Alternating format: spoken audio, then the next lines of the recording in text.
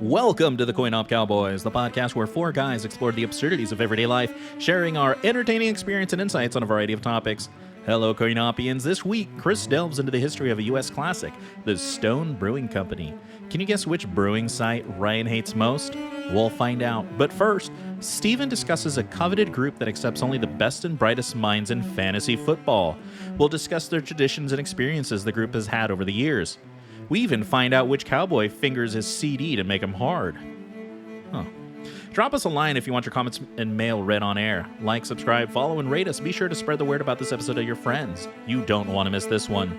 You can find us on Spotify, Stitcher, iHeart Radio, Apple, and Google Podcasts. Basically anywhere you get your favorite entertainment. We release a new episode every week, so take a listen to past episodes and get all caught up because you deserve it. Now, I just switched cameras to the main stage. We were talking about video games just a minute ago. Let's hop on over and see. Let's see what they're talking about. Starfield is that other game that we played where you had to like fly through the galaxy. No, that's No Man's Sky. Oh, not the same. It's similar. No This Man's has like Sky a is supposedly it has better. like a cyberpunk vibe. No to Man's it. Sky is lame. It's just Unless you just wanna get- it's just Fallout in space. Unless you want to get high and just mine minerals for days. Or play it in your VR headset, baby. Yeah, I like it. So I won't pick my bones just yet, but I got bones to pick. Yeah. I can't wait to hear. What'd you say, Angel? I can't wait to hear them. So can we do a mic check before we start to make sure everyone's mic qualities are in good standing? Sure, dude. Mic check 1 2 1 2. Ooh, Steven, turn the gain down. You sound good to me, Steven. Oh my god. Angel, what say you?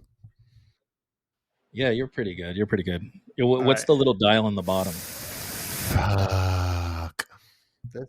All right, This is my all the way turn. down, all the way Testing. up. All the way Testing. down, all the way up. Just keep it in the mid because you come in and out.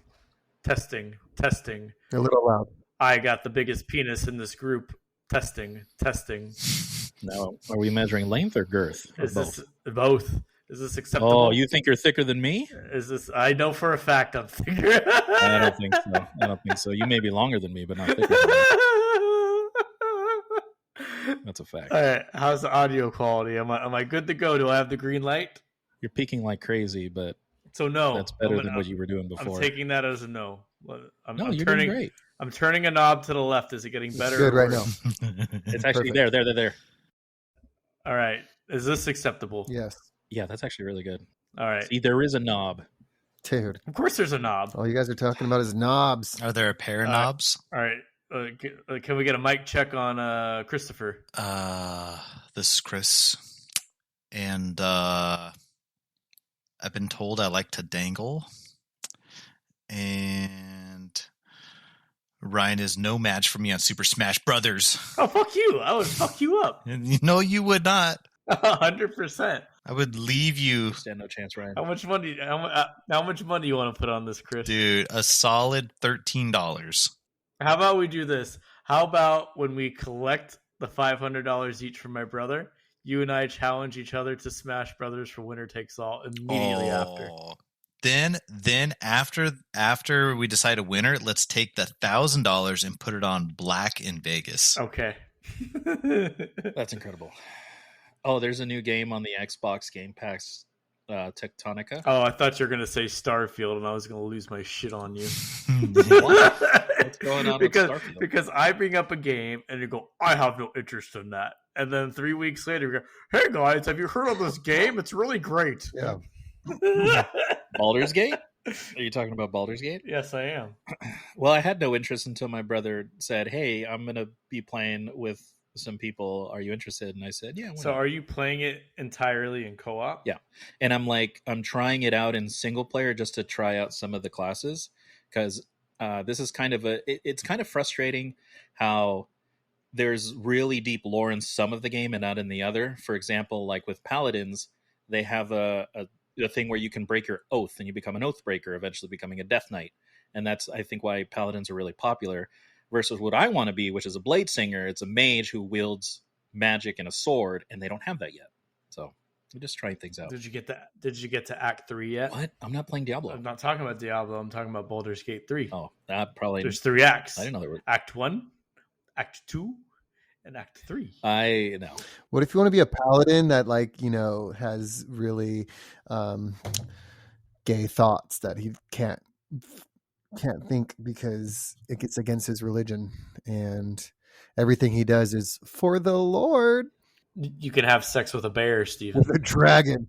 I want to fuck the dragon. Okay, you made sweet love to the dragon. I also want to fuck the dragon. So, I read that the game falls apart in Act 3. Oh, I don't know. I haven't. Like it's super buggy and not finished, and everybody gave it good reviews because they only played to like Act 2 because it's so big. And then everyone got the Act 3 and it started falling apart. Revise. I really like it because it's really like D&D, like more than Solasta. Solasta's shit. What? Yeah, it's not that great. It's not a good game anyway. Compared to Baldur's Gate, Solasta is not that great. Baldur's Gate's where it's Ryan hates all good games. That's just what. That's not true. I used to play Baldur's Gate 2 and Icewind Dale and Neverwinter Nights. Those are like my first PC games, and those are like legit computer RPGs. Solasta is not an RPG. It's just a combat. It's a D&D combat simulator. So that's all I want it to be. I just want to play Monkey Island, Sea of Thieves. Oh yeah, that. Sea of Thieves. Oh yeah, the one that Ryan has been like, oh man, I'm going to be all on board, and then when it comes out, I love Sea of Thieves, but I also hate it at the same time. I feel like I've just seen everything it has to offer me at this point in my because life. the only fun that you have while playing it is the fun you create. There's no, like, I don't know. You're not building up anything. If like I'm very into like building up a character, building up a ship. Like for me, Sea of Thieves would be amazing if I could level up my ship and I could level up my character, maybe get a better gun, something like that. But it's always the same sandbox you play in. Just maybe you could get a different outfit or something. oh, you're just in it for the grind. No, You want to grind. I want a little more competition. And I guess you could just say, well, the competition is just how good are you at combat versus the other person. It's always a level playing field, but I'm not a fan of its cosmetic only progression. yeah, same thing I'm saying, right? Like every island is the same. Like there's some cool quests we have to cooperate and like look at art to like find things and whatnot. Like that's all cool. It's repetitive. But eventually it's I feel like been there, done Which that. is funny because it is a fun game, and I've had some really amazing times playing that game. But I feel like it's not something I can keep going back to.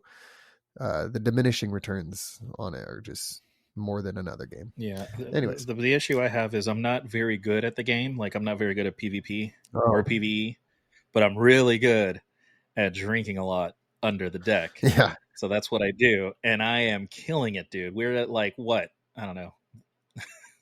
And you like sit for 5 minutes and you get an achievement. There's so many little stupid achievements, and I just want to find all the stupid achievements because I'm really bad at the game. Yeah, but there's no reward for doing all that hard work. I mean, you get the flex, right? You get the little thing. I guess The title. That is true. I really enjoyed the when it had the Pirates of the Caribbean quest. Those are really cool. Oh, when you were in Disneyland. That was good. I like Did that. everybody get into that game because of that one like viral like TikTok or Instagram video where like everybody's on a ship and then all of a sudden the pirate ship comes out of nowhere and they're like, oh my God. That's It the just one. rams them. Captain! Ah!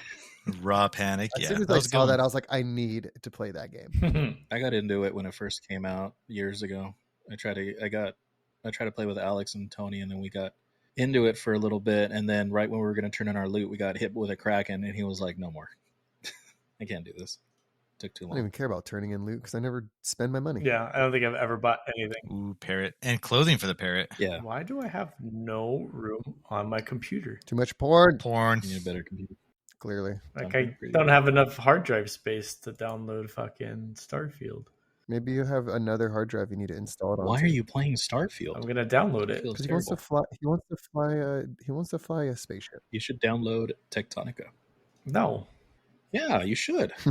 No. Number one, it's in game preview. I don't play unfinished games. I know my buddy was Ooh, trying to get me It's into beneath some- you. This is fucking God damn it, Angel! This is just fucking Minecraft. It's not Minecraft. It's not Minecraft. But it's like round 3D Minecraft. It's like that one game I try to get you guys to play with reverse psychology, but it didn't work. Oh, I thought that Not was Rust. Tectonica. No, it's like the same thing. My buddy's It's trying to- automating production. Oh, you're Satisfactory. There you go. Have you guys heard of Wayfinder? Mm, That sounds familiar. what is that?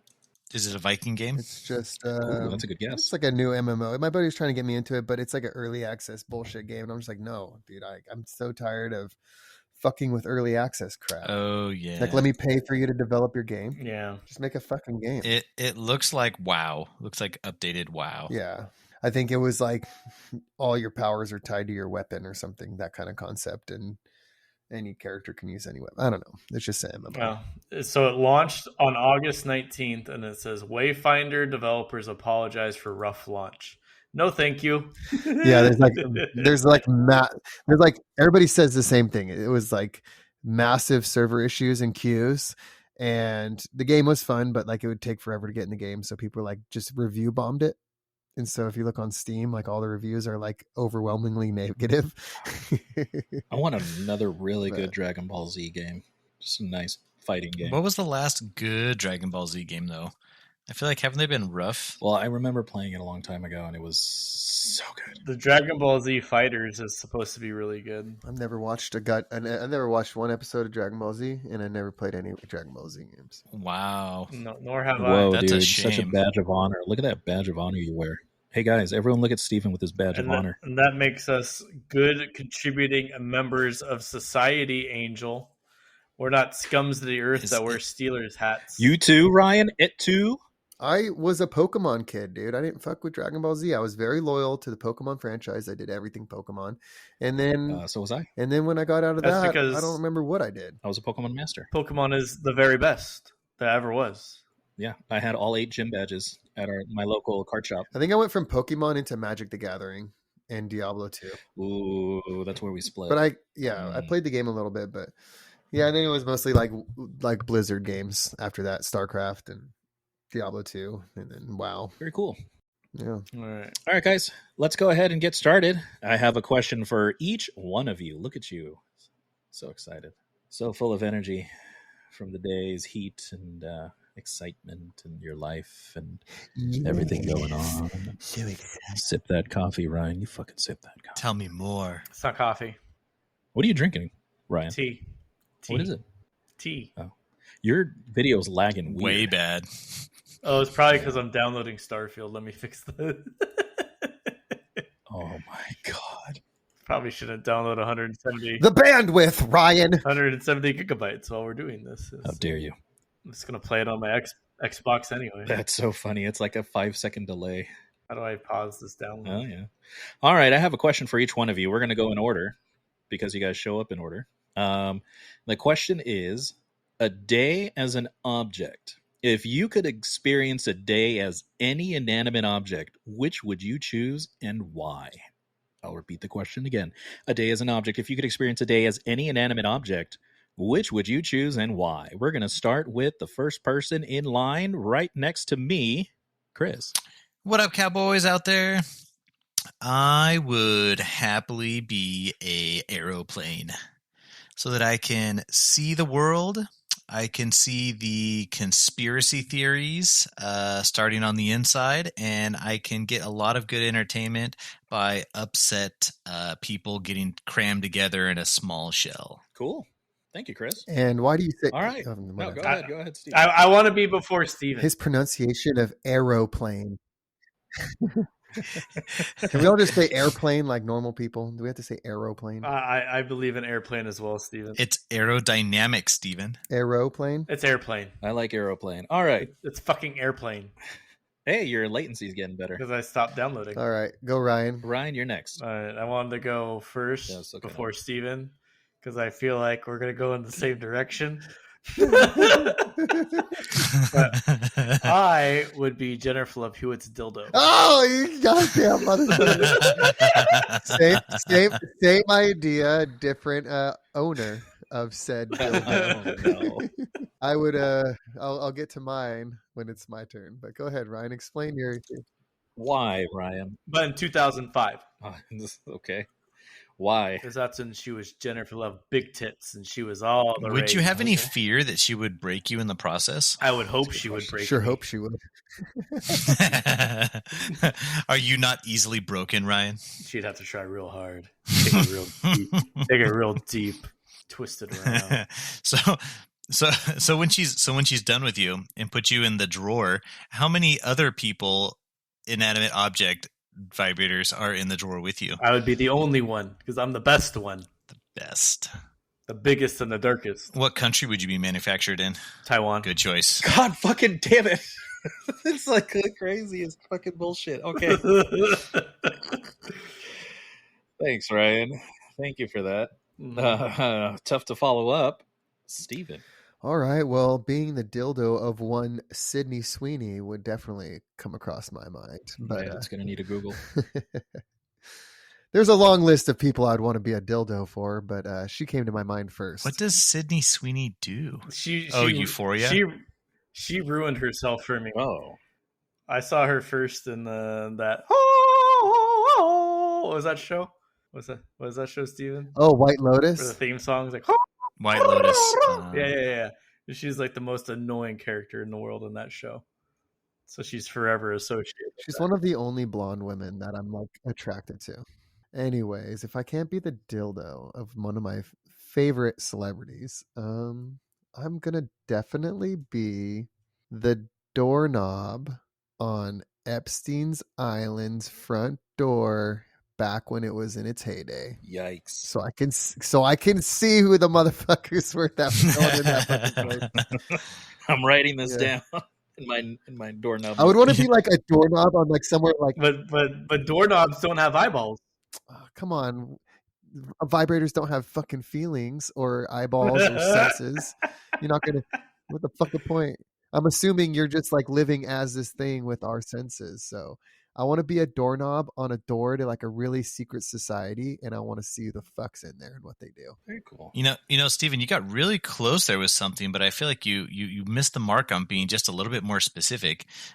Doorknob on Epstein's Island. How about the bed sheet in Epstein's prison cell? Oh, that would be good too. I thought you were gonna say the bed sheet in his island, but like, dude, I don't want to see what the fuck nasty evil stuff they do in that room. Dude, I'll just look at it. But you could totally sort it out if he you know how he carried out killing himself. Yeah, no, I could, but I would just be another one of the people on the internet saying, "Well, he hung himself," and then they'd be like, "Yeah, well, you don't know that." It's like, what credibility do I have? I don't think I've seen anyone on the internet doesn't- actually think that he hung himself. There's a lot of people on the internet that say it with a lot of confidence. Doesn't mean they have any proof.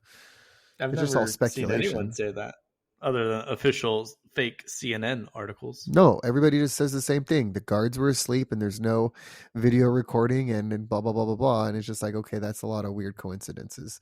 That sounds fishy. And that's where it's left. I'm going to carry out a Are test you right not- now, Steven. Okay, sure. Carry it out.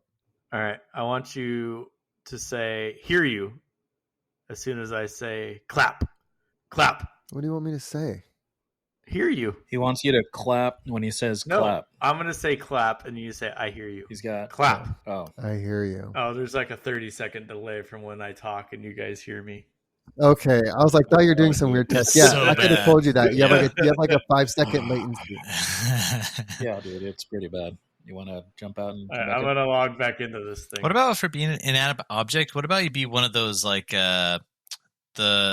those air guy, the tarp guys outside of car dealerships? The whole like waving inflatable arms. yeah, there you go. You know, it'd be also pretty cool is being a freaking comet that's just zooming around the fucking solar system. That'd be pretty sick. True, but would you feel like you're zooming? I mean, you from our point of view, you would be, but it might take you a while before you feel like you get close to something. All right, Sir Buzzkill. Just telling you how it is. I'm You know, back. Steve, you know, it'd be a great one. my golf ball, so I actually know where it lands. All right, Steven, let's try this again. Clap. Dude. Okay, that's like instantaneous. All right, we're good. I always wish I knew that. Like when it goes off into the bushes, I'm like, where exactly in the bushes is it? Because it's definitely here somewhere, but I'll never find it. That's what I was saying. Like, I think the coolest superhero a few episodes back, I think the coolest superhero power would just be to instantly just know where things are located. Boom. Oh, it's right here. Yeah. An angel could find his cock. Ayo. Very good, gentlemen. I'm going to round it out with a coffee machine. Gay. Not as gay as everything you said. But what grind setting are you on, Angel? Oh, I grind it all day, baby. I grind it all day. Max levels. Let's go. We don't stop. Can't stop. Who's going to carry the boats, baby? Who's going to carry the boats? Why? Because I like to know that I inspire people to have energy, and I just want to see people at their worst, so that I know later whatever impact I have on them, it's going to be positive. Oh, really? I thought it's because you wanted to see down the barista's shirt when she was making the espressos. Oh, that too. Yeah, you know how many women make coffee fucking naked? That's great, and dudes too. That's unfortunate, but you know what? You pay for it. You know, give and take. Worth it. It's only for a day. So thank you all very much for your answers and questions and answers. Let's call it answers. Okay, this other game, by the way, it's like Terraria, and I hate it. It's called Far World Pioneers. It's a goddamn ugly game, and I'm not a fan. Far World Pioneers. I mean, they're just the name of the game is messed up. They might want to start with getting that sorted out. Yeah, it's just like Terraria. Okay, let's pull up the randomizer. Hold on, Angel. Uh-oh. You're being very rude to our audience. Yeah. We haven't said hello. That was supposed to be the hello, everyone. Chris gave a hello. No, You didn't say hello to them. You're being I rude. didn't say hello. I wasn't told to introduce myself. So what's up, Coinopions? It's your boy, Raizy. I feel like you're swagger jacking right now, dude. You're really taking my shtick. All right. I can't with Ryan. I just can't. If you could be any sort of skin ointment, what would you be and why? Hydrocortisone. Why? Why that one, Brian? That Why the itchy one? Hydrocortisone gets put where all the rashes are, baby. Oh, dude. The fuck? I once had a doctor, and no matter what I went to for, he just said, put hydrocortisone on it. Okay. Did it work? It's like the Greek dad of doctors. I got AIDS. I have no issues now. Yeah. A little windy, son. I say, hey, doc, I think I have herpes. Everybody has herpes. Put hydrocortisone on it. Like, oh, okay. That'll work. Isn't that what they told you after you had sex with the Irish chick and you burned or something? Uh-huh. You walked around all of New York or something with chafing your dick? No, it was for weeks afterwards, he said. It was like months. It was months. Dude, I could not handle my penis hot for That months. reminds me of one time we were at the beach when I was a kid and we just played in the sand all day, but I got sand and shit up my shorts. But I was a kid, so I just kept running around everywhere. And dude, the tip of my dick got so fucking beat up. Dude, it was like swollen. I'm like a kid and I'm like, Mom, like something's wrong with my weenie. She had to look at it. Dude, it's still, I feel like I have a scar to this day. What the fuck? You just grinded your penis on sand for just, hours. like, rubbing it against sandpaper for like hours upon hours. So how much of your dick, how much shorter is your dick now as an adult based on that trauma? It's right at my pee hole. I have some scar tissue. It's great. I'll show you sometime if you ask. All right. I thought you were going to say it's as sharp as a pencil. It just looks like it healed pretty good, but it's still some evidence. That's so funny. You guys never had a good chafe On my penis? No. or even on your thighs? Like, I mean, I'm not a skinny guy, so I remember times of, rubbing my thighs together a bit and getting some. Oh, for sure. I've gotten plenty of thigh chafe. The That's thigh chafe? terrible. So I did a Tough Mudder. I did a few Tough Mudders one time, and this first Tough Mudder that I did, I was wearing a shirt that was like the same texture is like a basketball jersey. You know, it's got like kind of like has a lot of holes in it. And I kid you not, by the end of that thing, my nipples hurt so bad. And I remember lifting my shirt and I saw there was a small piece of the tip of my nipple missing because it got grated off. So first I had to of wait all, for it to grow back. marathon You runner. can't win a marathon without chafing some nipples. Dude, you get like bloody nipples if you wear the wrong stuff at marathons. It's like a real thing. Like if you Google it, you'll see bloody nipple pictures. And then also, what was I going to say after that? Did you see the news on the Tough Mudder? How everybody has got staph infections from fucking the Tough Mudder? It was 350 people complained about staph infections and bad pimples. Bad pimples. Yeah, it was just like these people, like their arm, it just had like these white bumps all over them, and everyone kept saying, yeah. As I was crawling, I kept smelling manure. Well, when you're sweating that much, you know that your jacuzzi can give you that kind of stuff too. But like if you don't keep a good jacuzzi, because you sweat, you're getting hot, your pores open, and then the bacteria from the Tough Mudder going in the mud pits or whatever gets into your pores, and then it gets trapped in there. The jacuzzi too. I had a jacuzzi in my backyard, and I guess I didn't keep the chemicals good enough. I just would put chlorine, but I wasn't testing it. And I noticed after a couple of times being in the jacuzzi, like my armpit would get these nasty, like big old pimple, like cyst-like pimple things. And I was like, oh my God, what the fuck is this shit? And I started Googling like jacuzzi and stuff. And they're like, oh yeah, if your jacuzzi isn't properly chlorinated, then you'll get like I forget what it's called. Like there's a term for it, but like jacuzzi pimples. Yeast infection. Jacuzzi pimple. I'm going to look up the term. Dude, your TikTok's going to get wild after that search. Hot tub folliculitis. There you go. Oh, baby. I had a yeast infection once From a hot Me tub. too. Guys can get that? Yeah. from football. I had to take a vinegar bath. I took medication. Did you know that like wrestlers can get like herpes infections on their like outside, like on their neck and skin and forehead and wherever? Like those like wrestling mats get really fucking nasty, and like herpes simplex, like a version of it spreads through it. Yeah. Yeah, like some All the wrestlers in high school always had ringworm and shit. yeah, like it's so fucking nasty. Yeah, Ugh, dude, what the? they get a lot of nasty shit because they're just like rolling around and probably cutting themselves up and rolling in everybody's sweat. Some dude got kicked off a UFC show because he had herpes on his neck. That's that. And I was like, I didn't know you could get herpes on your neck. I don't know why I pictured like a big tattoo. More you learn. All right. When I was in high school, I had a T-shirt that had like a logo, but it was like right where the nipple was, but it was like an extra hard like logo. So anytime I wear that shirt, I had one nipple just would be like completely sore by the end of the day. God, It's so annoying. Yikes! how do we get on this random shit? That was you, dude. It's all about nipples. Hey, Angel, before you spin your wheel, I made a promise to a listener today. Did Yes. that sucks? You see, Why are you making promises? I promised him I'd relay a message. He's very disappointed in us. Okay. Yes. Is he or in me? Oh, go ahead. We promised to deliver weekly episodes to our listeners, cut our recordings in half. And he says we haven't uploaded since August 21st and is now the 31st. That's true. It's supposed to be Monday. Yeah, our last episode is not only an hour; it's like an hour 45. So it's like almost 2 hours because we talked a lot. And I've been really He's very busy at work. disappointed in us. Yeah, that's Hire some child labor from like Sri Lanka to fucking start pumping these out. Yeah. What about the Cowboys weight loss challenge? I won. Try it.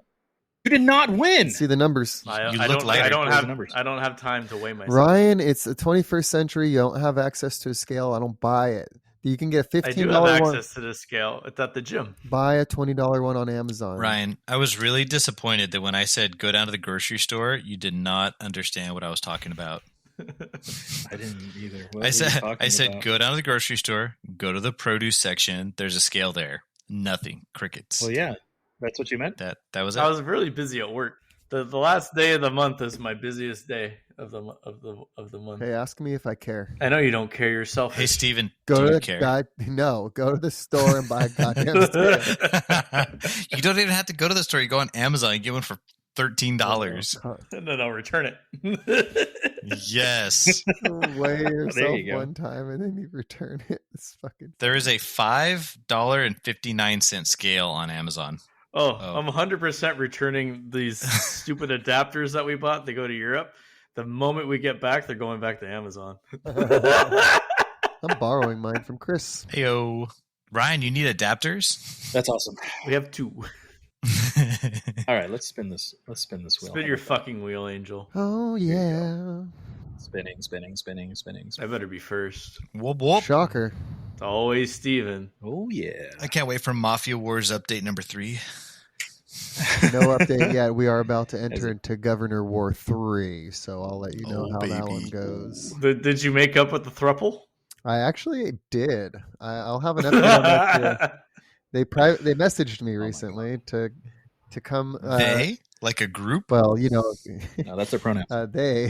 them invited me to play on a new, brand new server with them. So I created a brand new character that is super shitty and I don't really care about. But I said hi to them. I was really hoping you're going to say they invited you to their house for the weekend. Oh no, I'll let all the stuff build, and then when I drop the episode of update number 3, it'll have some juicy goss in it. But not today, boys. Well, what would be best is if somehow they stumbled upon our podcast on Spotify and realized. I would have so much anger. I feel like they would be able to find out who I am at that point.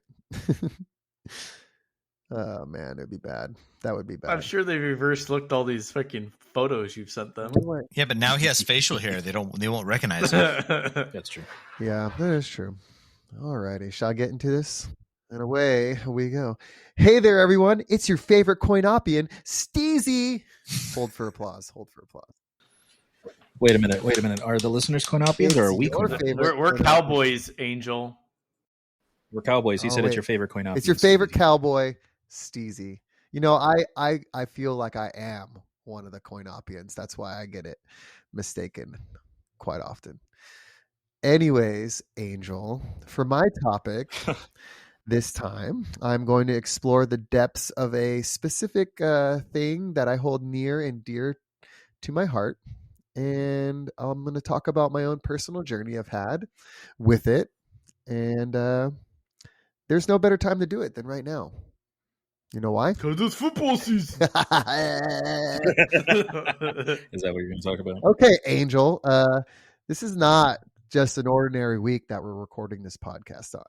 This week marks the end of a long, arduous journey, months of hard work, all my studying, research, and preparation. It's all done. And it's time for the real tests.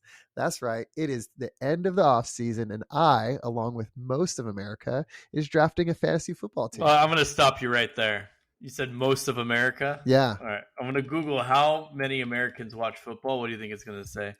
Big number. Dude, I would say 50% of people in America watch one football game a year, at least. I would say that 1 in 100 people play in a fantasy football league. And that's probably maybe more than that. Don't forget, Ryan, he said he did his homework. The average viewership of a regular season NFL game is 16 million people. Yeah. What percentage here we go. Yeah. What percentage of people, of Americans, watch football? 18 to 34, 35% are avid fans, 31% casual fans. The Super Bowl gets 200 million. So I'd say that's pretty The Super close Bowl to gets 150 million, 200 million viewers. Okay, so the Super Bowl or just regular season? I said one game a season. And listen, a lot of people who don't even watch football still play in their office fantasy football league. A lot of people play in a fantasy football or some sort of football betting thing. A lot of people do. Yeah. Anyway, I'm derailing your topic. Yeah, I apologize. You are derailing. And for that, I call you a bastard. Just justifying your obsession. Go ahead. I don't even want to do the rest of my topic. Well, cool. Shorter episode. Yeah. Sure. Next, spin the wheel. All right. Anyways, Ryan, like most of America, fantasy football has been a big part of my life, and I discovered it in 2007. But I was curious, and I was wondering if you guys know, what year did fantasy football, not baseball, what years, or give me a decade, was fantasy football originating? Easy peasy, 1962. You cunt. You looked it up. You looked it up. I didn't do shit. I didn't do shit. How the fuck would you just know? Prove it. It's in the. I Well, know shit. it's in the. I went to college, Steven. Yeah, it shows. Most of America went to college, Ryan. So I don't know what you're trying to prove about that. Would you say 50%, Stephen? I'd say like 35%. Let's Yeah. look it up. Anyways, yes, Ryan. Fantasy football dates back to the 1960s. And I was thinking, how the fuck did they manage to put all the stats and convert them to points and all that stuff back then? And they did it through the newspaper. Dude, for 30 years. Like, I mean, electronic fantasy football didn't come out till 2000, right? 1990s was the digital age, which is we'll get into next, but Okay. very briefly. But yeah, like back then they would use a newspaper to look at all the scores. You know, the sports section would have the football game and like stats, like the box score, and then you'd use that to convert it. I mean, damn, dude, like the commissioner had to put in a lot of work. What did he send? Like snail mail out to each one of his people? Like, oh, this is your standing. You know, that's crazy. So fast forward to the 90s, what Chris was alluding to was like the digital age. Fantasy leagues took off. You know, you could play with anybody in the world. You got all the stats on the internet. I wonder what the viewers. I didn't watch football in the 90s too much, other than my Chargers back in San Diego. So I don't know how people watched. I don't know how widespread all the games were. If you could go to like a bar and watch like all the different games, like you can now. But fantasy football took off in the 90s. The internet brought like websites that you could do all your scoring on, ESPN. But now we're in just a lap of luxury, aren't we, Chris? Oh gosh, yeah. Even if I don't want it, newsfeed updates get pushed to my phone from 5 different sources. I mean, it's almost too much at this point. You're just inundated constantly with just fact after information, after someone's opinion, after training camp review, this and this guy's hurt, breaking updates all the time. Like you're surrounded by it. You know, Steven, did one thing that I noticed specifically this year. This is the I feel like I discovered TikTok like within the last year. Yeah. I've kind of glanced through it. So I noticed before I would do all my normal research, fantasy football research on the internet. But now as I'm flipping through TikTok, it's spitting out so many fantasy football videos. But the problem is it's overload and they're pointing against each other in every possible direction that I feel like it is not helpful. This is my sidebar on the TikTok advice bullshit. Half of the videos are just like some teenager with some backwards cap fucking getting on there like doing, these are my busts for the year, blah, blah, blah. They don't even know anything about football, but they just, you know, want to make a video and try to become like an influencer. So there's just a lot of people on there just spitting a lot of nonsense. Like I ignore most of it, but you know, there is definitely access to information everywhere, no matter if you're trying to find it or not, which, I mean, that's another subject, but like, I think for somebody like me who spends time researching the game and like, I read a lot of expert analysis, that like, it almost just kind of robs me of my advantage that I used to have, because everybody has all this information all the time now, but makes the game more neutral. But anyway, so yeah. I would agree with that, Stephen. I feel like for years I've been a big fan of Fantasy Pros. Yep. That's like the website that I like subscribe to, and I highly value their information. But now I realize, in the past they were just on their one website. Now they have a YouTube connection, they have a TikTok connection, they have a Spotify, they have this. So all that information that I thought I was clever to go find is actually getting pushed out to the masses. And I'm running into people who are saying like, oh yeah, I was just watching this like Fantasy Pro video and this, that, and the other. Yeah.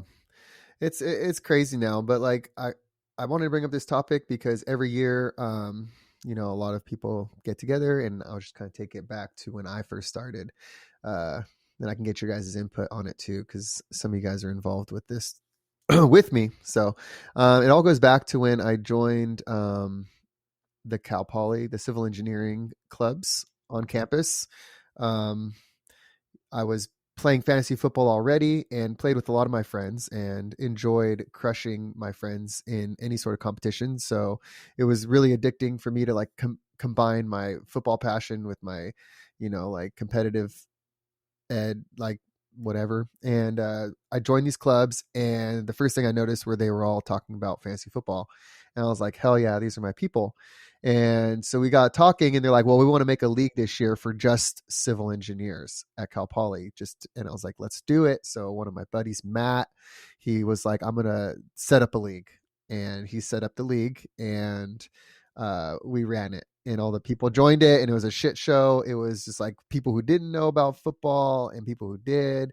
And we nicknamed the league the shit show because just a lot of dumb stuff happened in that league. And the commissioner, Matt, was like, I'm not doing this again. Everybody's a bunch of idiots. I'm not doing it. And I was like, I'll do it. Like, I'll be the commissioner, no problem. So after a year of Matt doing it, he handed it off to me. And I was like, you know what? I'm going to make this the best league in the world. And so I had this idea. I was like, I wanted it to be bigger than just a little Sunday fun day fuck around with engineers. I wanted it to be a way to like connect, laugh, talk shit, and like hang out with everybody, but also make it competitive and make it worth some money. So we scooted up all that, the buy-ins and stuff. So some of the ways that I like turn this league into something bigger, when we would do the draft to draft all the players like we're doing this weekend, we would hold the draft in whoever's hometown wanted to host it. And after college, our friends all went to like different cities. So this was a really cool way to travel, but also a fun way to keep everybody like hanging out after college. So we ended up drafting in Anchorage, Alaska. We drafted in Seattle, San Diego, Denver, Kansas City, Los Angeles. I don't know if I'm forgetting any places, Chris. I think that's all of them. Yeah, all the fun ones at least. And, and in the future, who knows? We like created this really fun group that got together every year, and, it was a beautiful thing. Not only did we travel, but I would also make sure that every year we had a theme, a silly theme or whatever. So instead of it just being fantasy football, it'd be like fantasy football goes to war, fantasy football Pokemon edition or something like that. And I would like create all these Photoshops and videos, making fun of people and kind of setting the stage for a fun year. So, and then we also created a group chat, which I think is one of the most special things about all of this. And it kind of became like its own little, I don't know how you describe it, Chris. It became its own thing, the Ash Chat. It was like everybody knew about it. And it wasn't just about fantasy football. It was like a secret cult chat that everybody knew about, and like Club 33. Yeah, and everybody wanted to get in. So like, it was just the members and like legacy members. If somebody quit, they were allowed to stay in unless it became a problem. So like but like it would be like not just fantasy football. It'd be all year long that we would just talk about whatever. And once when I first downloaded WhatsApp, it was by far the most active group chat I have ever been in my life. There was only like 10, 11 people in there, but it was every day. There was conversations, things coming up, gifts. Yeah. It was active. It was like a lot of people just talked about football at first, and it was football for a while. And then during the off season, it would just start taking a weird route into whatever people were into. But it was fun. I mean, we stayed connected. Like, I think that gave birth to a lot of other group chats that I started having on WhatsApp, because I was like, this was so successful at keeping people together and talking and planning things that other group chats needed to follow suit.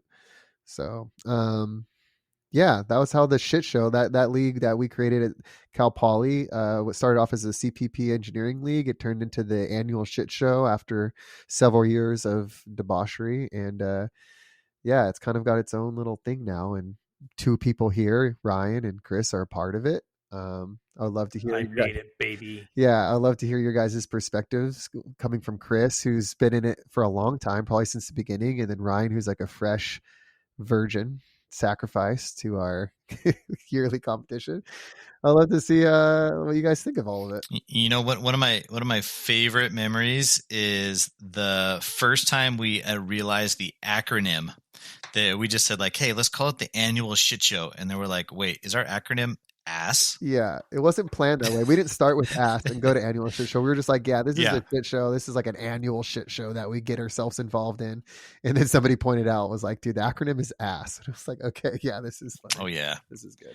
Worked out great. The one of the first ones we were in, one of the first drafts we did, we got all together and we had a big high roller roll, and he's like, "Hey man, I did all the research, and I know exactly who to draft in the first round. And the most famous was the Steelers defense. That was Matt. So that Steelers defense, we all were like shocked, like, whoa, he just went there. He's like, yeah, I heard it was good. And then in retrospect, you know, if you know anything about fantasy football, if you draft a defense before like the eighth round, you're gonna have a problem. Yeah, it's not something you should value. You get it at the very end, and definitely not with the first pick, which should be your most important guy in all of your fantasy football draft. Mm-hmm. And Matt did it. What a champ. Yeah.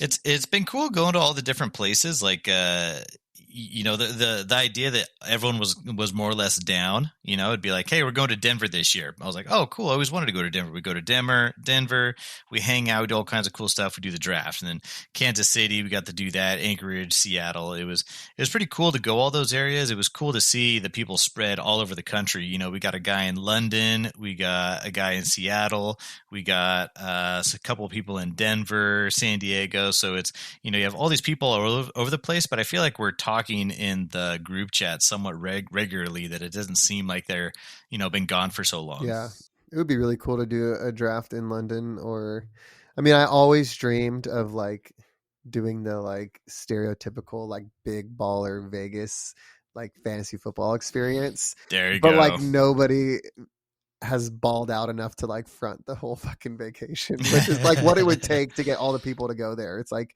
drop everything. I booked a suite. I booked the freaking Raider Stadium to do our draft in the like a little like suite, or, you know, like something really cool that you see on TikTok. Like that's my dream, all-time dream. That's what I was just listening to a Fantasy Pros video where those guys just got back from Vegas doing their draft, and they said they would be in this like giant conference room of a hotel, and there would just be these pockets of all these leagues doing their draft with like couches and tables and giant TVs and stuff just laid out. And they said you're walking around, everyone's on edge, everyone's got this super duper knowledge of the football world. Yeah, I love the offline drafts. You see, like I used to watch. You ever watch that show, The League, back when it was on FX? Like it was about like a group of people who play fantasy football, and it was more like just a sitcom, but kind of had the theme of fantasy football. But anyways, like they always did their drafts like on the big board, and you would go up and write your guy on the board and say, "This is who I'm taking," and shit. It was like so much cooler than just like clicking a button on your cell phone.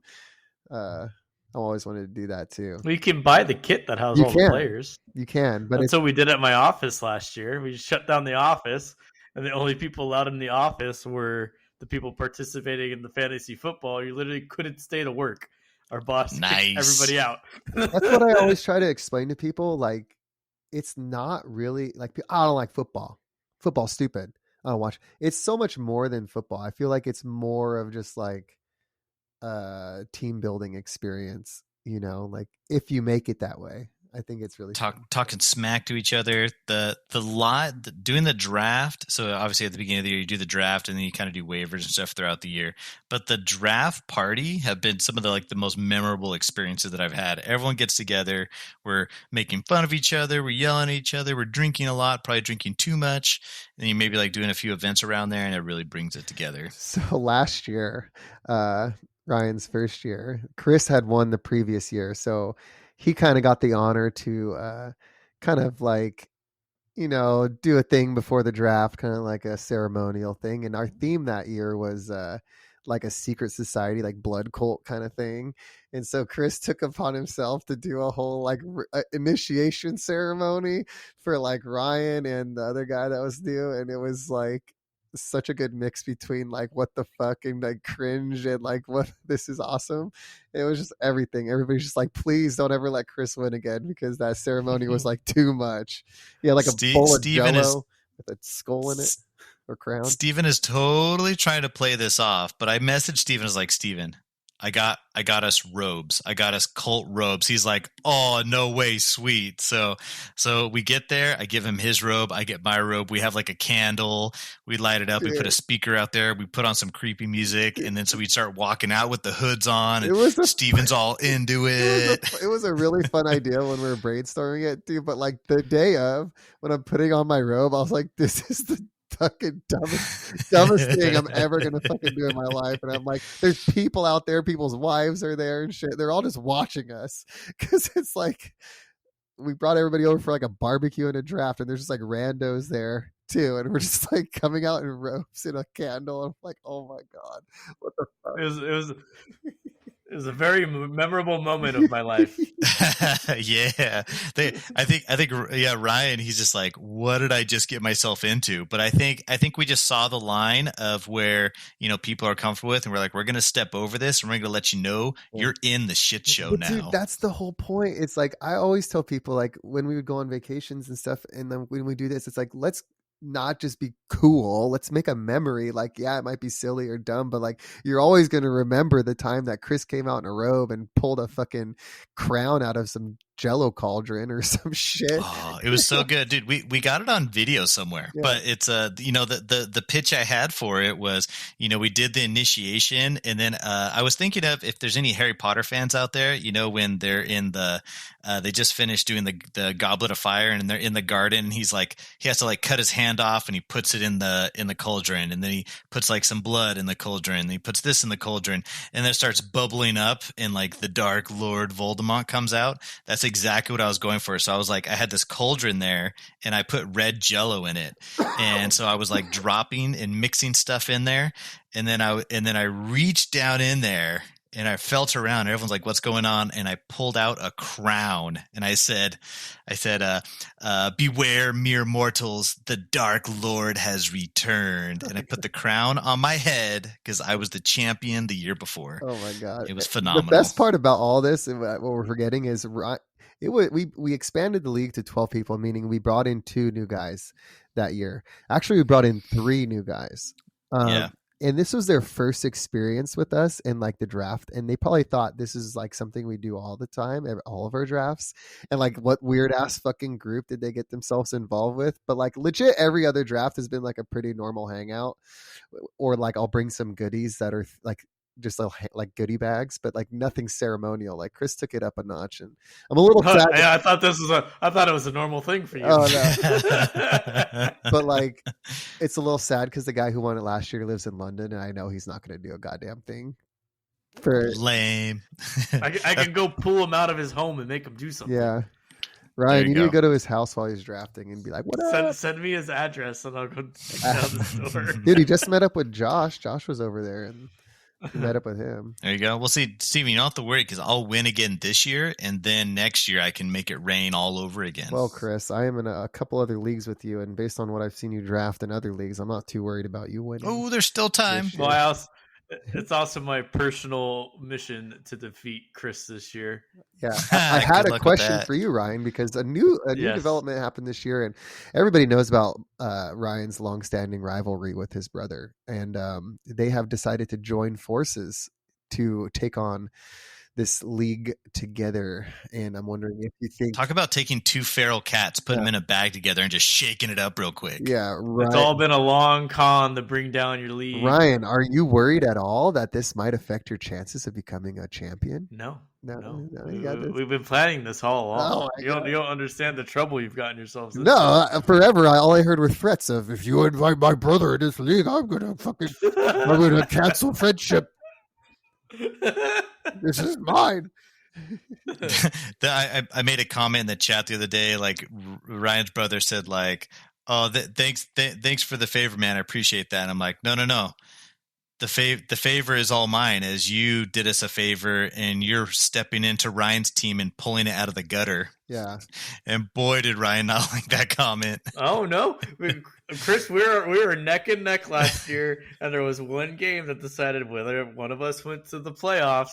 So don't act like you beat the shit out of me. Ryan managed to almost make the playoffs by not changing anything on his roster the entire year. Yes, absolutely zero. No, that's not true. I made a couple of swaps throughout, just because I picked such a well-tuned team from the very beginning. It's fun. Long story short, our fantasy football league was more than just about football. It was a way of keeping everybody together. It's created some of my favorite memories. So maybe one day we'll go over some of those memories, but I don't want to take up everybody's time. Very disappointed to miss it this year. I am very Ryan's going to be in London, so he'll miss the draft, but which is probably the best part of any league. Mm-hmm. I think that was the real thing there. I don't think Ryan was like, "Hey, I've always wanted to team up with my brother. Or I always wanted to take down the ass league with my brother." I don't think that was the case. I think Ryan, for some reason, he didn't read the bylaws that said we draft every Labor Day weekend, and he decided to go to the other side of the planet for Labor Day weekend. Yeah. And be like, "Oh, I can't draft."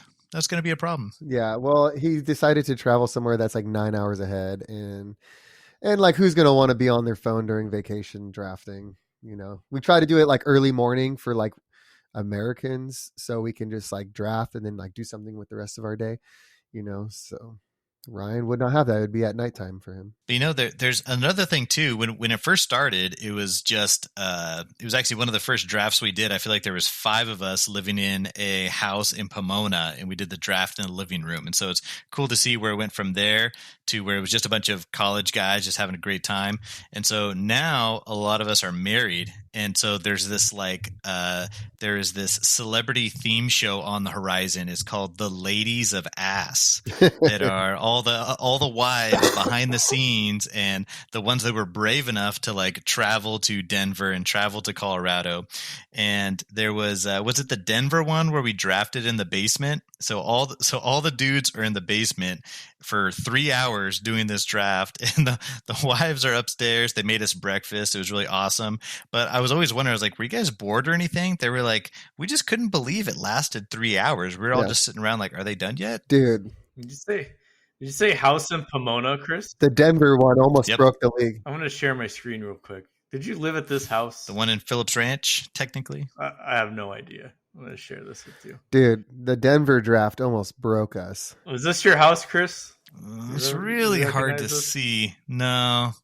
I don't think so. Is there a better picture? No, there's not. That was Bach first brew. I don't think I ever knew you guys back when I lived in the Pomona house. Chris was newly single, and I was like newly single. It was like the bachelor pad. Yeah. I feel like we spent more time. We met Ryan. We spent more time with the other groups that we had when Steven and we moved out of that Phillips Ranch Pomona house and moved into Placentia. Yeah, there you go. At that point, then that's when we met Ryan. Yeah. That's right. And because I got invited to the Cornhole Castle, and for the life of me, I was Googling Cornhole Castle and could not figure out where it was. Yeah. That Denver draft almost broke us because we were all like newly married, and I think Mel was pregnant at the time. There was just like too many cooks in the kitchen at that point. There was a lot of personalities in that house, and everybody was rubbing each other the wrong way. And I think at one point we're all just like, you know what? There might not be a next year. And we all... That's right. We've been through a lot, but it's those type of memories that bring us together. Yeah. So anyways, yeah. When you hear this in 4 weeks, Steven, one last pick. So the Lions are winning the Super Bowl next Sunday. If you're listening to this right now, they play on Thursday, so I don't know why. I'm talking about the Super Bowl, Steven. That's a joke about how long it's going to take for this episode to get uploaded. I see what you did there, dude. That is actually a good joke. That's a good joke. I'm sorry, I'm so stupid. That's a good joke. So Steven, the viewers want to know, who are your sleepers this year? Okay, I'll divulge some sleepers. I think one sleeper that everybody should know about is that guy that used to be good. His name is Dalvin Cook, and oh baby, you can get him for pennies right now, and he's the number 1 running back on the Jets because Breece Hall is being carefully brought back into the offense. And then I think another name that I've been hearing, and I don't personally know how good he's going to be, but there's a Washington Commander receiver by the name of Jahan Dotson, and he's going to have to step into a lead role because the main dude got injured. And everybody, all the experts I listen to say this dude is like legit as fuck. And I haven't personally watched him at all because I will never watch Commander football until they're good. So, what about Calvin Ridley? I don't think Calvin Ridley's a sleeper because he's high priced and everybody knows about him and everybody's been hyping him up on TikTok. So, I would just say he's like a breakout candidate more. Like he hasn't played in 2 years, and you know he's gonna probably be really good. And you're getting him for like kind of at a discount right now because he hasn't played in a while. Can't think of any other sleepers off the top of my head, and if I could, I probably wouldn't tell you because I'm going to have a very Aaron Rodgers. Oh baby, what's my name? I think that's no. His anytime someone gives him a hard time, he goes, "Wait, who are you?" Yeah, he says, And then the other guy responds, he's like, "Wait, who are you?" He's like, "No. People know who I am. People don't know who you are." yeah. Chris, who's your sleeper then, bud? Johan Dotson was one of them. Actually, it was that one, and the one that I'm like dipping my toe into is the Drake London. So, because I had him on my Dynasty League, and so he was supposed to be like the number one wide receiver pick his rookie year, but he got on the Falcons, and that freaking Cordell Patterson guy just like stole the show. So I think he's talented. I'm like hoping this is his year, but I'm guessing he's probably going to need another 1 to 2 years to really take off. I like Drake London. Their quarterback stinks though, and they have like a run happy head coach. Another one that I thought about is there's a rookie wide receiver in Seattle that everybody's losing their fucking shit about. Well, but he got injured though. He's back at practice already. Oh snap! Really? Jackson Smith and Jigba or something like that. Yeah, I was going to ask you to pronounce his name because he's got 3 of them. People just call him JSN because it's a fucking crazy name. There you go. All right. So, Steven, have you seen any crazy drafts? Like I had a work league where someone drafted Patrick Mahomes was the 7th overall pick. They also picked up 2 tight ends and another quarterback in the first 7 rounds. In my family Solid league, stuff. there's one of my cousins. Her first pick was Kelsey, normal. Her second pick in the second round was Mark Andrews. So that's the craziest thing I've seen so far. Oh, wow. I saw a TikTok video where a guy, it was one of those ones where you take the sticker off and you put it on the board on who you pick. So he picked, he reached for Bijan Robinson, but after the draft was over, he got real close and realized it was Brian Robinson. Oh, I would throw hands with somebody. I would be like, that's bullshit. That's bullshit. Yeah, you know what I meant. You know what I meant. Stop being cute. Now that's what I call ass. Yeah, he has one of the things that I made for one of the fancy. There's a whole CD in there. Yeah. I still have the coin. Yeah, you got some songs on the back. The shit bags. This was the one. Oh, this was actually the year where we had 1 year where you took each person and everybody else had to make up their team name. Yeah. Now, the way that we did that is the theme was like it was a Battle of the Bands concept. Oh, yeah. So it was like everyone else made a band name for you. Yeah. And I kid you not, like, dude, people were going all the stops out. They were digging up any kind of dirt they could and slinging them at each other. And you see these big list of all these names to just make fun of you. All the names are on the back of that fantastic. CD, right? Was it? Yeah. Yeah. So right, I see here you got the names of them, but it's so we had the shit bags. That was Steven. Yeah, the what you taste like. That was Sterling. DUI and the blowfish. Dewey and the blowfish. Yeah, but DUI. Yeah. The Tijuana whorehouse. Yeah, Alex. The SS areolas. Oh, that's Ryan. Jesus fucked my mother. Sweet Hawaiian shirt of mine. I think I might have came up with that name and I was very proud of it. Tiva Divas. A story to remember. That was me. Yeah. And then the Cable Yankers. I don't know what Cable Yankers. Who is that? Yeah. Well, actually, Cable Yankers was Ian because one time when we were all at the Pomona house and we were watching a movie late, he had like a practice in the morning and he came out and ripped the cable out of the TV and says, every 5 minutes. He's like yelling about how we were like making noise. Yeah.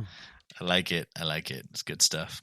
Oh dang, dude! Look! Steven even made like a band MO. Like, see, there's Hicks right there. Yeah, man, dude, we got some money in here. The shit bags. This is emo Steven right here. Emo Steven. Yeah. So yeah, good stuff. We're gonna have to post it for all the audience out there. Man, I need to get those scanned up on the dozens of them. The Google Drive. You're still sick, Steven. No. I fucking hear it. You can't lie to me. No. Yeah, good stuff. Dude, have a kid. You're always somewhat sick. Oh yeah, you're not. All right, Angel, let's end that topic if you don't. No, very cool. I love that topic, man. I'm going to tell you right now, I think it's a beautiful thing that's going on, that you guys have going on. It makes me happy to see a group of people starting from college, like you said, continue through the tradition. I love everyone's committed, everyone's willing to travel and make it a priority. I love the connection you all make, and it's a beautiful thing. You know, it makes me happy to hear that you keep the tradition alive. I love, like I said, hearing that backstory. It makes me happy to hear Ryan got a chance to experience it, that tight brotherhood. He's holding up that stupid. What the fuck? Oh, you're stupid. Listeners, he's holding up the CD, and it's Steven's butt naked, but the hole and the hole is the CD hole in the center. You can put your finger through, and it looks like his penis. That picture on the CD is deceptive because it looks like his nipples are tattooed in that picture. Yeah, so that doesn't do it justice, dude. I don't know, man. That's a work of art right there, man. I actually went all out. That was was that the Alaska draft? No, which one was that? No, Alaska draft was when I made the whole like Super Nintendo like game, and then I put it. I think this was. Oh no, this was Kansas City because you put everyone's posters on the walls. Yeah, that's really gonna hurt your future presidential run, Steven. I think people would just say, "Hey, man, he's a really cool guy, and he led a really cool like fantasy football league, and I think he deserves to be president because he's got." I should vote for him. All the stories of you shitting in bags, and that CD is just gonna be the coup de grace. Oh, I'm sorry, I didn't qualify to be president because I have a pooping problem. I'm just more relatable. So Ryan, I'll have you know that the shitbags struck gold when they produced their first #1 hit, Bag of Shit. While many believe this to be a one-hit wonder, the shitbags entered into a battle of the bands as the clear-cut favorite. So Steven obviously has like a fetish for shitting in bags because I didn't pick my team name. Shit in bags. No. Everyone else picked his team name. That's what we came up with. How convenient. Dude, that is making me feel like I didn't do enough work for this year, Chris. All right, well, step up your game. I made like necklaces last year, and I felt like last year the necklaces, everybody was like, yeah, whatever. So I was like, yeah, I'm not going to put that much effort into this anymore. And I had like a CNC machine shop like cut out custom like pendants for necklaces and shit. Oh yeah, and I'm got that one right here too. Yeah, I have one right here. And I was like, dude, I have that. It's cool. Anyways, I also feel like the similar thing, Angel, with this podcast. It's like, you know, you commit to it and you get to know each other a lot. Like I don't know if I knew you guys as well as I do now after sharing war stories and all these things that we share each and every other week. And just wait, Steven. Once we finally get paid, it's going to be just drugs and hookers and everything's going to fall apart. Hey, boy. Yeah. I just can't wait till we do the episode where we all get wasted together and just see where it goes. I can't wait till we like all get back together at Coachella for like one like awesome reuniting tour. There we go. Yeah, we still have to do that pastrami stream. I forgot about that. Oh, so the drunk stream, when we do it drunk, can we also eat pastrami sandwiches? Yes. We got to. We all bring our favorite pastrami sandwich to the podcast. Does it travel well? I don't know. Okay. No, it won't. But I mean, that means that all of them won't travel well, so they'll be on equal footing. All right. Thank you so much, Steven. Let's go ahead and bring up the picker. Or the spin your fucking wheel, Angel. Here we go. I am praying to Jesus. Oh, we gotta wait. Just spin it, bro. Just spin it. No. Just spin it. All right. What's it gonna be? Who's it gonna be? It's Chris. Whoop whoop. Hey, Chris. Yeah, baby. Why am I always last? We save the best for last. Yep. So that way you'll be the most remembered. Chris, what did you? You're a lucky winner this evening. It's like almost 3 a.m. What'd you bring for the Coinopians? I'm excited.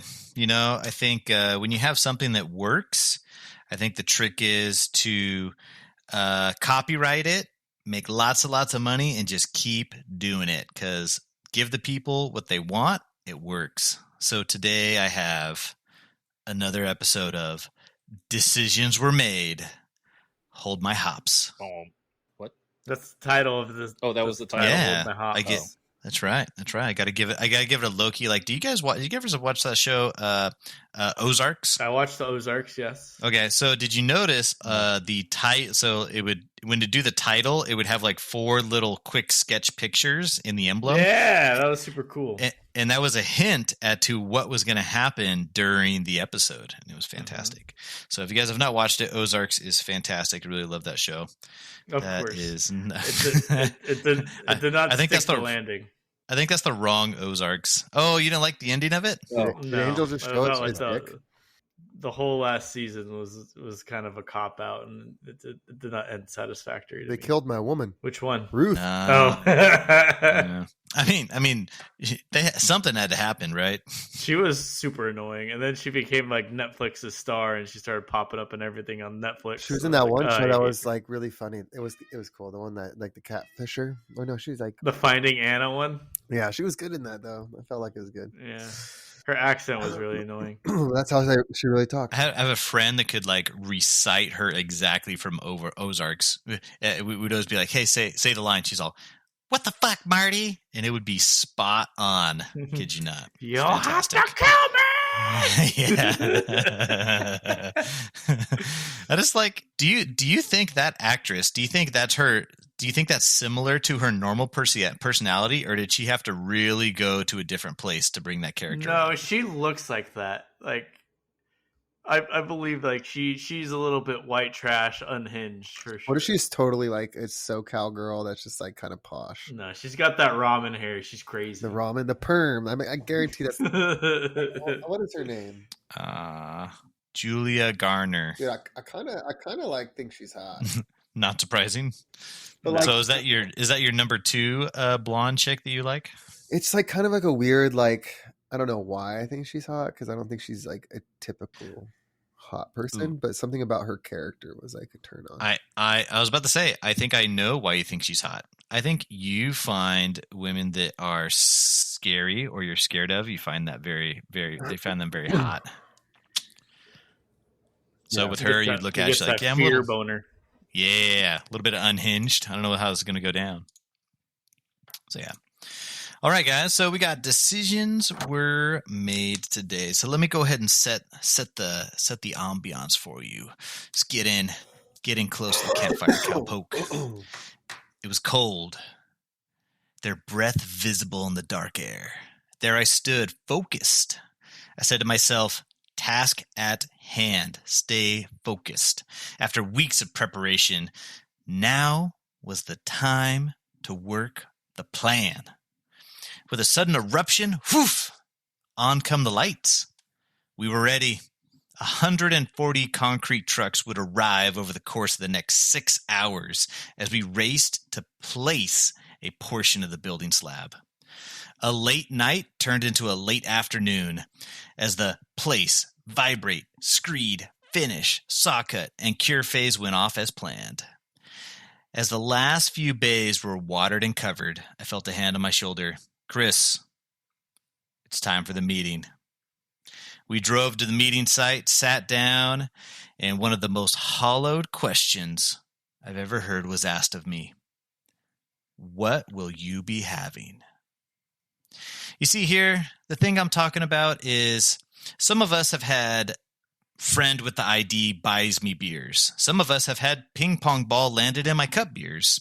Some of us have had the I finished my finals beers. But a few exquisite portion of the society has had the almighty after work beers. Most of America has had that. Yeah. But would you say there's a different touch to them?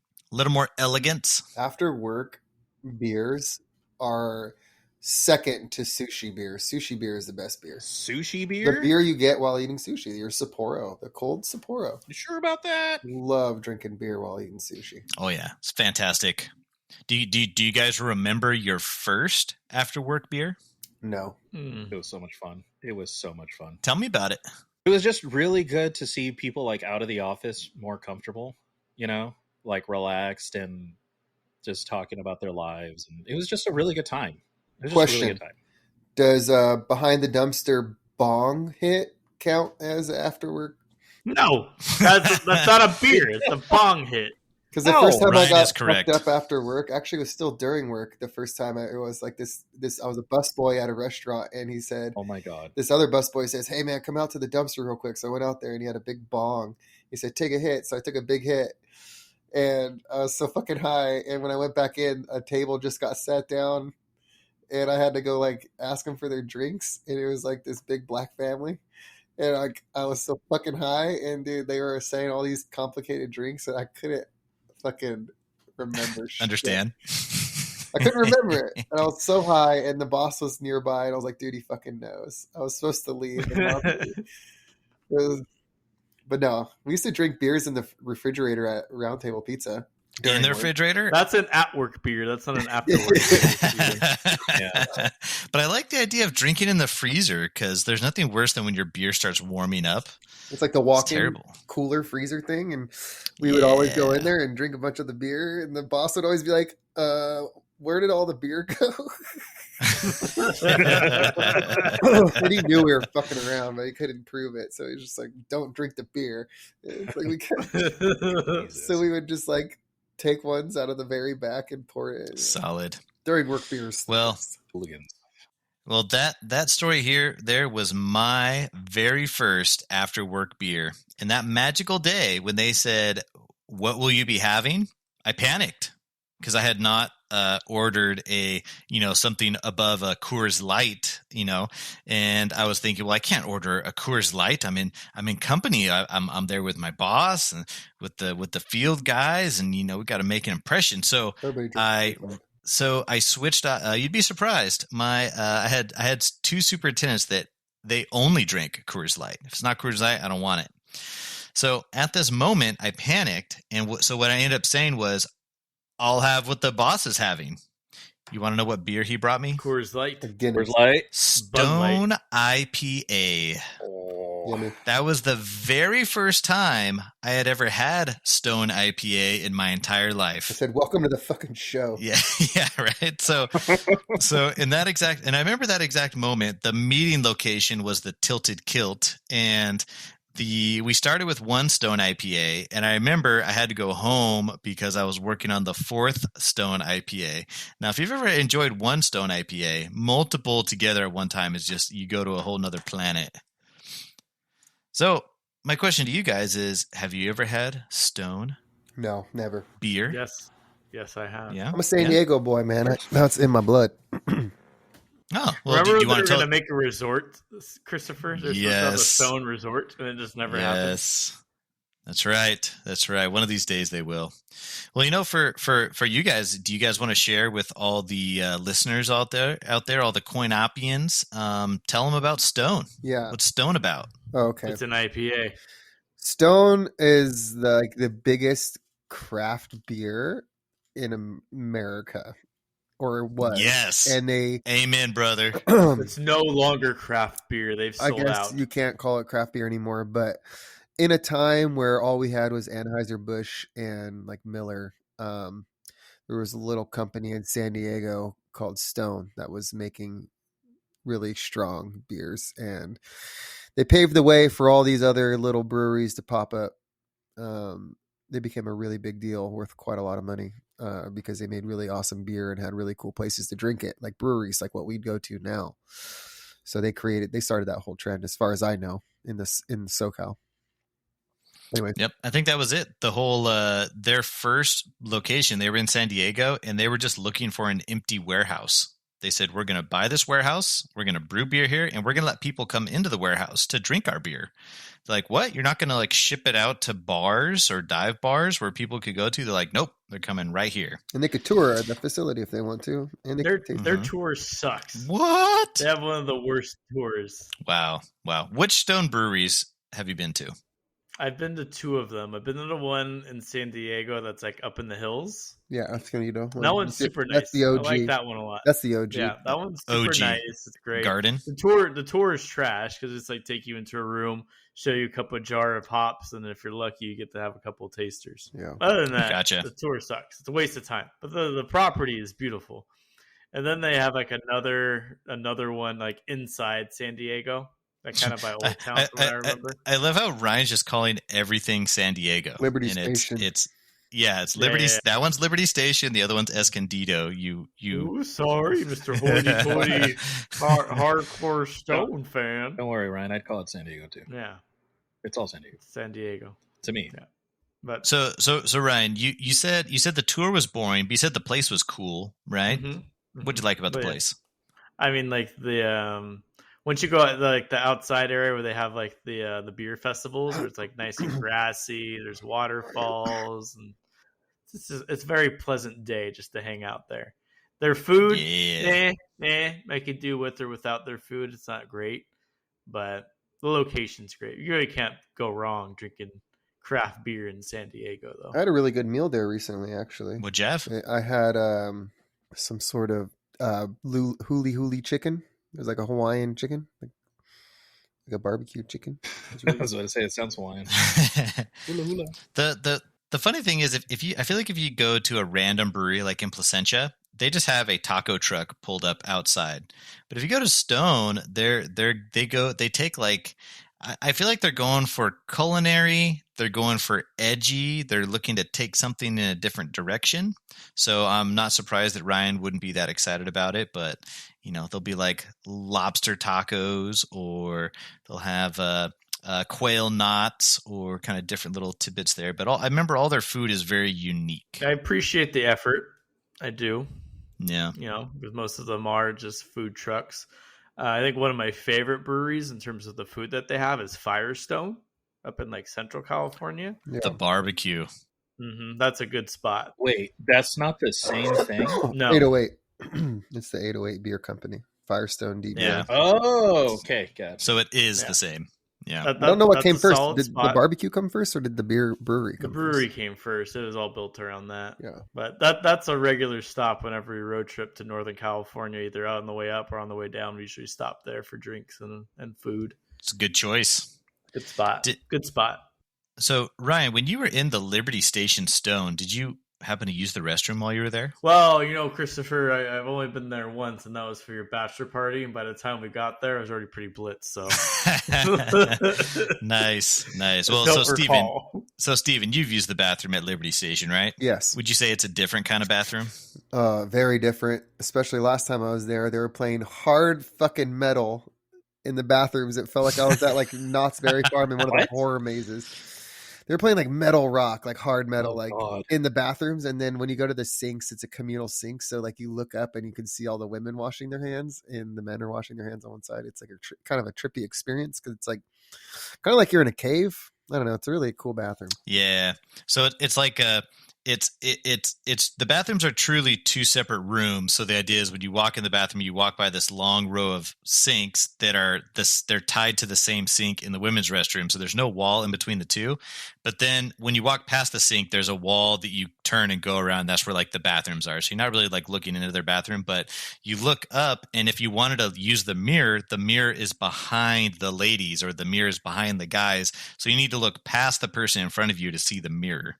So it's kind of a trippy design. So, but do you guys happen to know what the Stone, they have a logo or an emblem or a theme or something that describes them? Do you know what that is? No stone left unturned. Venus. Like a gargoyle, like a devil gargoyle looking thing. Yeah, devil's close, but it was gargoyles specifically. So their logic on the gargoyle, so they have this iconic gargoyle that they put on everything, and they say gargoyles are historically known as they put this on their beers, as they're historically known as protectors against evil spirits. Since the beginning, our stone gargoyles has represented our ceaseless quest to create the most awesome beers imaginable. Think of the gargoyle as the big friend that's got your back, ever vigilant, ever watchful, the ever humble servant, and he defends against bad hops. So they got kind of they have a little. I would say they have a little bit of a cult following. Would you say so, Steven? Big time. Yeah, maybe it's a little different in the last few years, but before they sold out. Or maybe still, like there's like really devoted people that have like been with them. I feel like it's toned down a lot. It's toned down a lot. It's more like just like a public experience now. It's like Disneyland. Yeah. But I still pick up their beer. It's solid. They were making really good IPAs for a long time. Like a lot of people make good IPAs now. You can find your favorite brand. They all make good IPAs. They all make 7, 8 different types of IPAs. So it's not really. I feel like Stone was the first, like their design of the IPA created the West Coast IPA, right? I mean, that's like an iconic thing now. You have East Coast IPAs and then this West Coast IPA. And I really feel like Stone and the other San Diego foundational breweries did that. Just mean maximum hop flavor, like you're drinking straight up marijuana. Yeah. You know, Steven, I think I might pose the question from the viewers. Why you call it an IPA? India Pale Ale. Why? Isopropyl alcohol. No, I think it has to do with this, like the Sorry. I'm pretty sure it has to do with the hops that they put in it, or something about spices. I don't know, something. Well, I believe it was like spiced away so it wouldn't go bad on like long trips. Ding, ding, ding. Ryan's got it. So yeah, Britain ruled the world and they had colonies in India, but the English brewers were struggling because by the time the beer got there, it was shaking around, it was warmer temperature, and so it was flat and terrible when they got to India. So they had to figure out how to fix that. So what they did is they put more hops in there to really spice it up and crank it up, and in doing so, it was able to survive the trek. So they coined it the Indian Pale Ale. McLovin's favorite beer. There you go. Anyone know why Britain was in India during this period? They were everywhere because they want to conquer the world. Probably point out that this IPA was its foundationalness was in the 1760s, and it was more streamlined by the early 1800s. So why do you guys think Britain was in India during that time period? They wanted tiki masala recipes. Gotcha. And how do you get those? How do you get tiki masala recipes, Ryan? You go into their kitchen and steal their cookbooks. There you go. You colonize them, right? So the Is it up there? so during this time period, the British were colonizing India. Were the British colonizing anywhere else in the world at that time? Around the 1760s? Hold on. Australia? Yes, but bigger. America. America, Africa. right? So,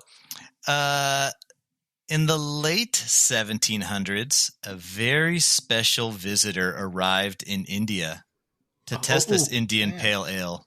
Christopher Columbus. No, he no, on so many levels, no. My hero. So I love that guy. So this man steps off the boat in India, a Sir Charles Cornwallis. Does that name sound familiar? Does sound familiar. Think deeply. Late 1700s, General Cornwallis. Ring a bell? No? I know the name. General? General Cornwallis was the Cornflakes. general. Nope, he was the general. Shut up, Ryan. Don't say fucking cornflakes. Is it cornflakes? It is not cornflakes.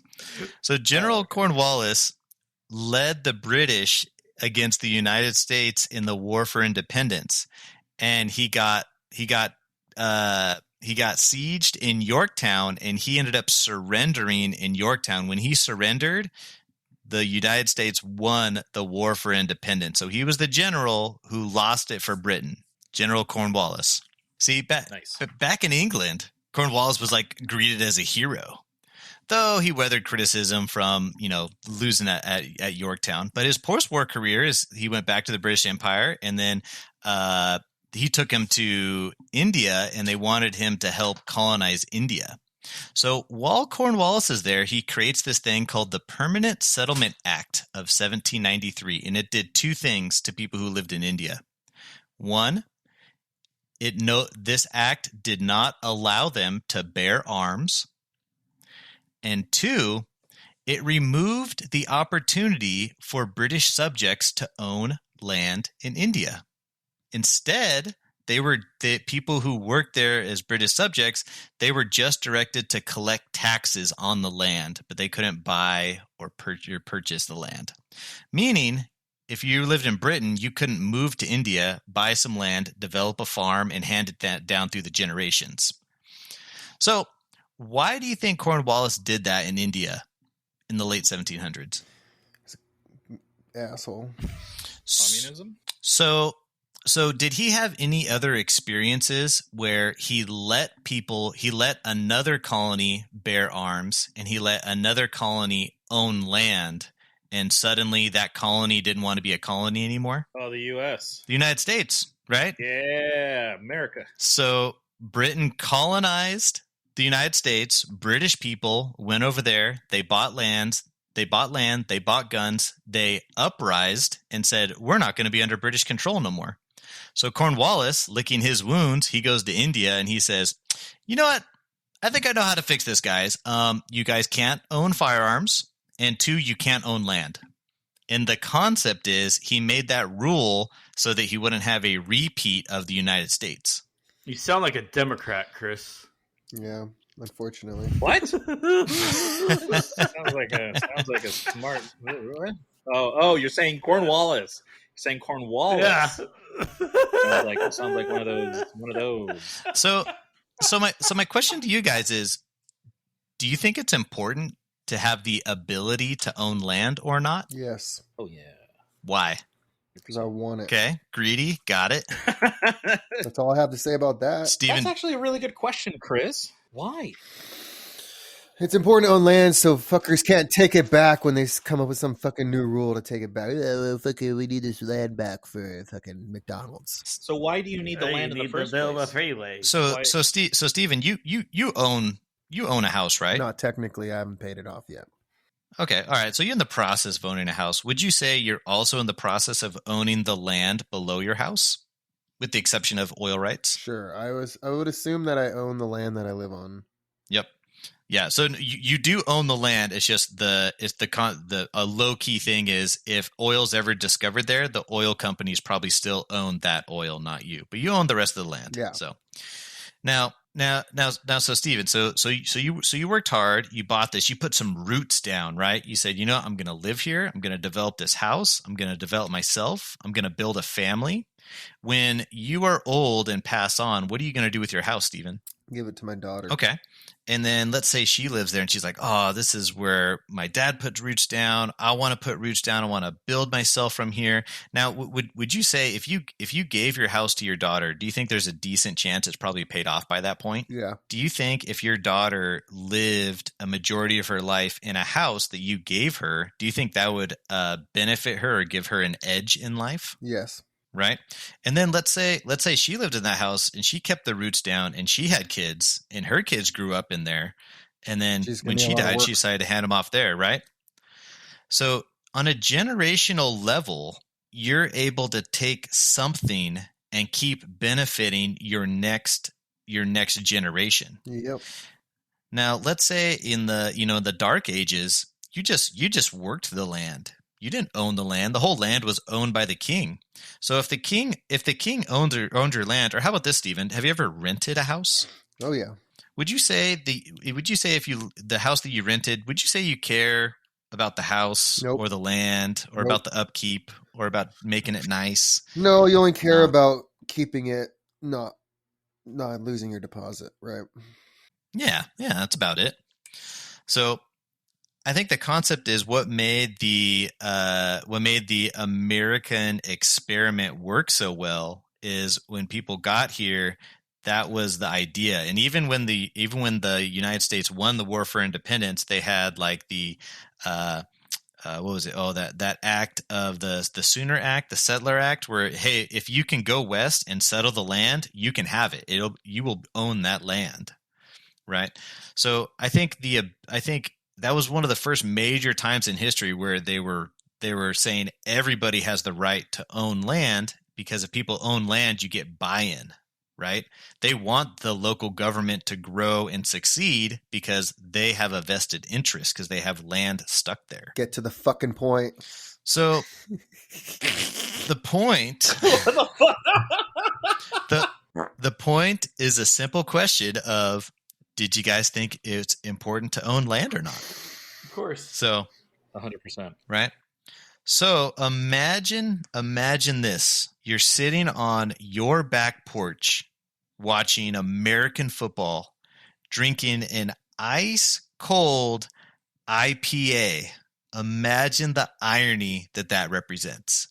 You're drinking IPA that was founded on the idea that you should not own land while you're owning land on your back porch. Mhm. And that's it. That's a Well, baller move right there. I think Sounds like America, I don't baby. think it's irony because America literally stole everything to make its own culture. It literally took from every different culture, every different country, and we made it ours. God.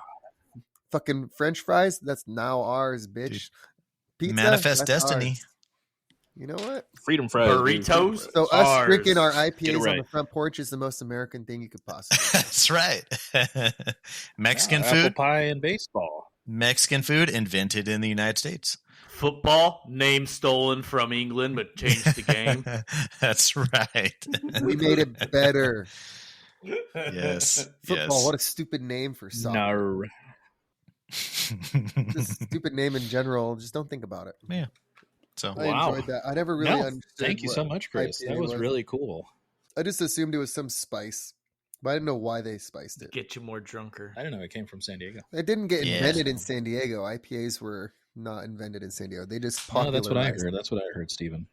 You just said it was invented Steven, in San Diego. I have the important West questions Coast. for Steven. They were like the first mainstream IPA. That's what I would say. Yeah. Was it? I still say this, the first mainstream West Coast IPA, because there is an East Coast IPA, but let's all be honest, it's absolute garbage. So the West Coast IPA is the true IPA of the United States. When I was turning 21 and you'd go to the grocery store, your options for IPA was Stone, and that was it. Everything else was like Newcastle, Sam Adams, Boston Lager, Corona. Yep. Like in the only IPA on a grocery store shelf was a Stone IPA. They were the first mainstream IPA. The first in my IPA I had experience, was but I grew up in Racer South- 5, baby. Racer 5 was a thing back then, but that was like a Bear Republic beer. That's not even like a popular brewery. That you would only get it locally. So, Chris, you have a very strong connection with IPAs. I know some listeners are not a fan. It's very popular amongst a enlightened few. But for those who also feel enlightened, what would you say to them to who don't enjoy it? to the ones who don't enjoy it, Yeah. it's honestly it's not for everybody. But I think I like to think of what did our parents grow up with. I feel like our parents had like Miller, Budweiser, and Coors. And it was all kind of the same similar standard beer. I mean, we can probably say that like obviously in Milwaukee was like, the king of brewing beers and Colorado. So I feel like those two areas were more refined, but everyone else just kind of got the same similar beer. Like they all taste about the same.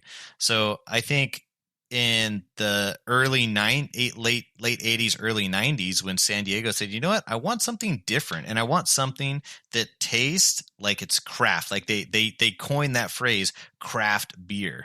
And honestly, I feel like I enjoy craft beer versus your typical just Budweiser, Coors Light off the shelf. I think those beers are boring. I want something with a little bit of taste, a little bit of edge, a little bit of, okay, yeah, I like this. This is unique. This is different. So, and I think that's where the West, the Stone IPA hit it for me. But now that I'm a little bit older in life, it's actually those harsh, hard hitting IPAs. I'm good with like maybe one on the evening or something like that. But I don't even drink them anymore. yeah, the hazy IPAs have been a lot nicer and softer. I think that's more age appropriate. I don't for know when myself. the first time I remember my first IPA very clearly because I was in San Diego about to go to like a baseball game. Very stereotypical for a Stone.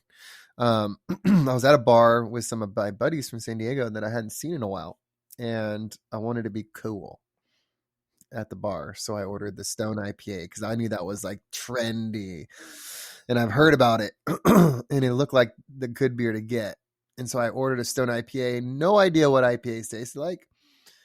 Got it, tried it, and my first reaction to that sip was, "Holy shit, that tastes like ass." It's like disgusting. Accurate. But I didn't want to be a little bitch. So I sat there and drank my beer, and I Yep. drank another one, and it became like the hipstery thing, like the whiskey crowd, like it's cool to drink it. So I kept forcing myself to drink IPAs, and then like one day it just magically clicked, and I acquired a taste for it, and from then on out, I was able to drink them. They were good, and then I think what Chris was alluding to now is just like you get a little older, your stomach doesn't handle shit the same way, and like dude, a few IPAs will just wreck me. Like I'll just get. Are you saying heartburn. that it makes you poop your pants, I Steven? get heartburn. Ooh. Yeah. God, dude, get really full. IPA hangovers are something else. Yeah, no, that's fantastic. Thank you so much, guys, for sharing. We're going to go ahead and wrap this one up. It's been You're welcome, Angel. about an hour, 45 minutes. You're welcome. I said you're welcome. Hey. What are you doing? Are you playing Mafia? I'm looking at my phone waiting for you Are you playing Mafia? No. Steven, did you poop your pants this week? Yeah, you swiped off. No poop? No poop this week? Wow, look at your stats. Listeners, Steven's holding up his phone. I am not. I did not poop my pants this week. Sorry to disappoint you. Damn. We got to make it up to the listeners. All right, guys, thank you so much for listening. Please like, subscribe, send us an email. We're going to read mail again. Forgot to you fucking put liar. that at this time, so we'll put it on next time. What are you talking about? Anything else you guys want to say? No one's emailing us. I've gotten emails. Go out there. All right, Go out there say and good night, guys. get one of those IPAs, you buckos. Good night, everybody. Good night, yeah. Jiggery jiggers. Wow, Steven, way to interrupt Chris. I hope everyone out there just remembers how San Diego won the hops arms race. Yeah. Sierra Nevada won. Chico, baby. No way. Sierra Nevada did have a really good pale ale for a long time before IPAs became really popular. You know when I googled the first West Coast IPA, there is a picture of Green Flash, Stone, and Sierra Nevada. Those were the foundational guys that they're viewed it as. Made it happen. I love El Segundo Brewery. All right, and we're out.